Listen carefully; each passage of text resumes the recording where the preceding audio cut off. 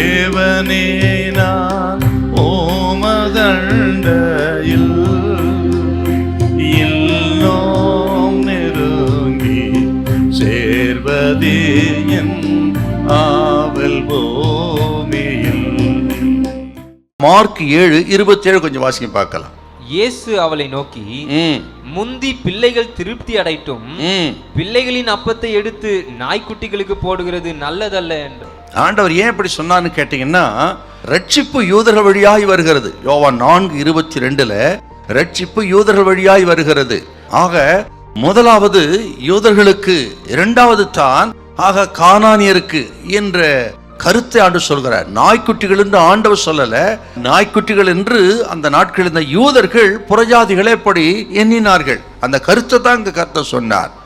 இப்படி சொன்னாலும் கூட இவள் விசுவாசத்தை பாருங்க, ஆச்சரியமான ஒரு விசுவாசம். என்னன்னா என்ன சொல்றா பாருங்க, உண்மைதான் ஆண்டவரே, ஆக நாங்கள் நாய்க்குட்டி தான், ஆனால் மேசிலிருந்து விழுகிற துணிக்கைகளை நாய்க்குட்டிகள் தின்னுமே என்று சொன்னால் பாருங்க.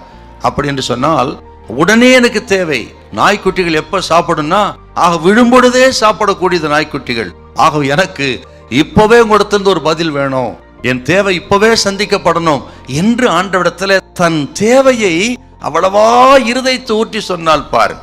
மட்டுமல்ல, ஆண்டவரே, ஆக எஜமானின் மேசையிலிருந்து விழுகிற துணிக்கைகள் என்று சொன்னால் அவருடைய ஆச்சரியமான விசுவாசம், நீர் எஜமானனா இருக்கிறீர், உமது மேசையில ஆண்டவரே ஏராளமான செல்வங்கள் கொட்டி கிடக்கிறது, கிருபை, இரக்கம், பாவ மன்னிப்பு, சமாதானம், நித்திய ஜீவன் என்று ஏராளமான செல்வங்கள் கொட்டி கிடக்கிறது, தெய்வீக சுகமும் கொட்டி கிடக்கிறது. என் மகளுக்கு தேவை தெய்வீக சுகம்.